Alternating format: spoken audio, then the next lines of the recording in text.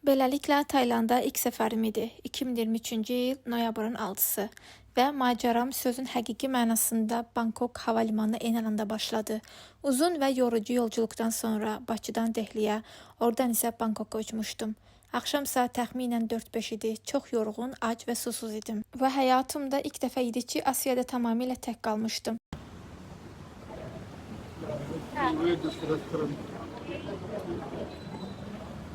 Just find anyone, any restaurant, good one, quality. Burada o kadar yorğun idim və 12 saat ac qalmışdım ki, danışa belə bilmirdim. Hiss edirsinizsə danışmaqda əziyyət çəkirdim. Oh my god.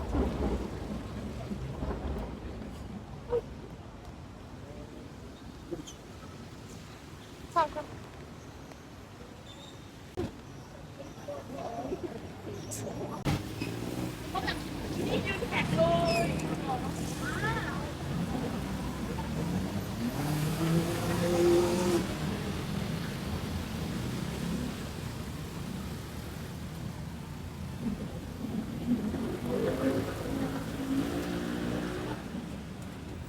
Nəhayət ki, yemək yeməyə gedirəm 14 saatdan sonra.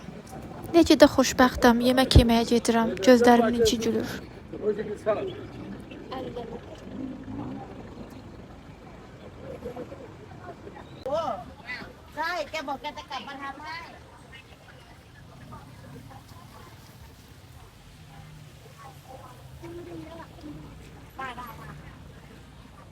O qədər acıdım ki, təəssüf ki, yeməyi görüb videoya çəkmək yadımdan çıxdı. Ona görə sizə göstərə bilməyəcəm, ancaq ərəb restoranına getdim və orada arabiski mandi yedim.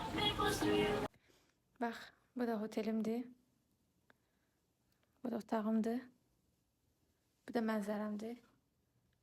Tayland axşamı. Bu da çayım, kofəm. Getdim yatmağa hələlik. Bangkok hava limanında taksi tapmaq isə ayrıca bir macəra idi. Hər yerdə fərqli çıxışlar, fərqli mərtəbələr, fərqli taksi sistemləri vardı və mən heç bilmirdim ki, Bolt sürücüləri hava limanının içinə gəlmirlər.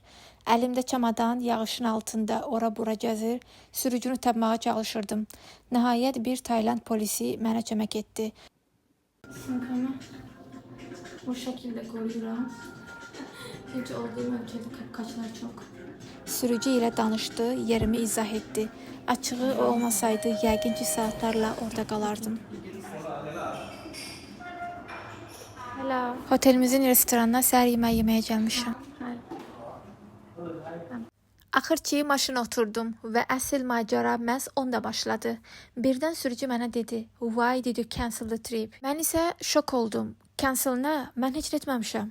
Məlum oldu ki, Bolt sifarişi ləğv olunub və artıq kartla ödəmək keçmirdi.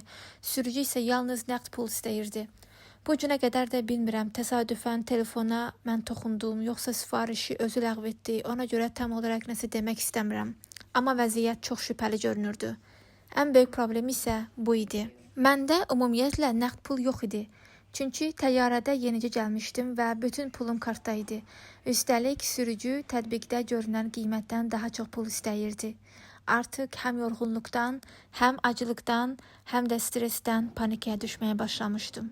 Ondan xahiş edirdim ki, hardasa saxlasın, bankomatdan pul çıxarım. Amma ya ingiliscə başa düşmürdü, ya da başa düşmək istəmirdi. Sadəcə no deyirdi. Çöldə güclü yağış, qaranlıq Bangkok küçələri, tıxac və mən artıq beynimdə düşünürdüm. Mən niyə bura gəldim? Kaş indi Bakıda olardım. Və tam o anda çox qəribə bir şey oldu. Turistlərimdən biri mənə mesaj yazdı. Surprise! Mən də Bangkokdayam. Sözün düzü elə bildim ki, kainat məni xilas etməyə adam göndərib. Tez vəziyyəti ona izah etdim.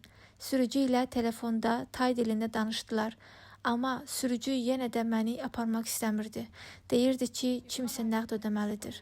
Axırda turistim dedi, onu mənim olduğum yerə gətir, mən pulu verəcəm.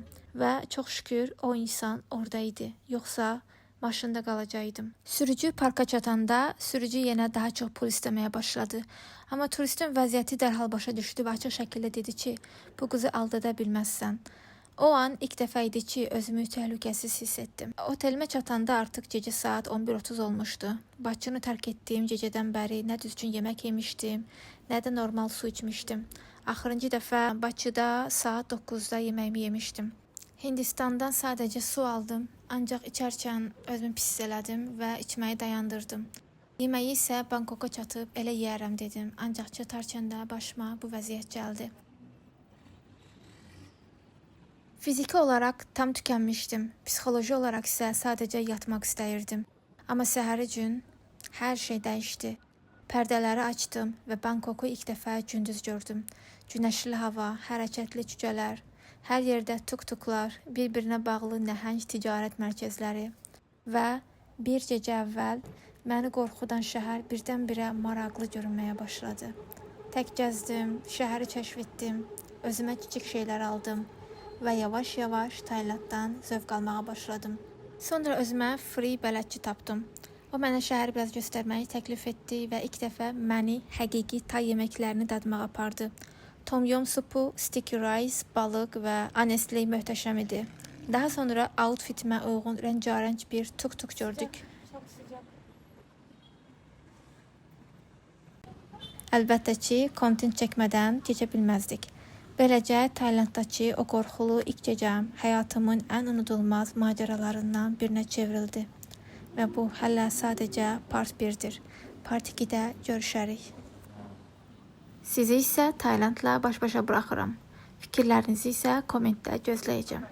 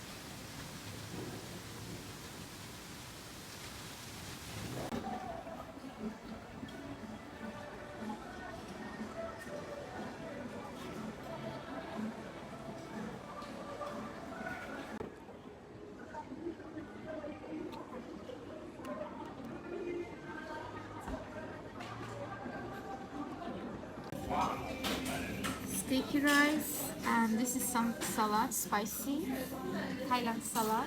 And then Thai people. And my Thai friend Bob, Hi. Hi from Thailand. And our another food is coming. What we Yes. order? Some chicken and catfish. Yeah. And we also order tom yum soup, but it will come later. This is our catfish in Thailand, Thai restaurant. This is our Thai chicken. This is our Thai salad, so spicy. And this is sticky rice, it's so sticky. It's like this, so sticky, and you need to eat with this water, like this.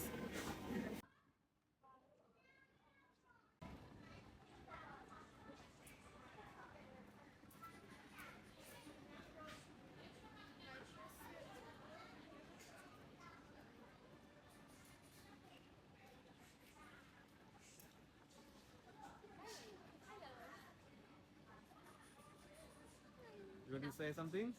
I bought a new car Ah. from Thailand. Burada isə gəlin biraz artistlik edək. Özüm kimi rəngli bir şey görüb düşdüm canına. Bu maşın tuk-tuk adlanır. Tuk-tuk sürməyi çox sevirəm və əslində çox da rahat sürünə bilir.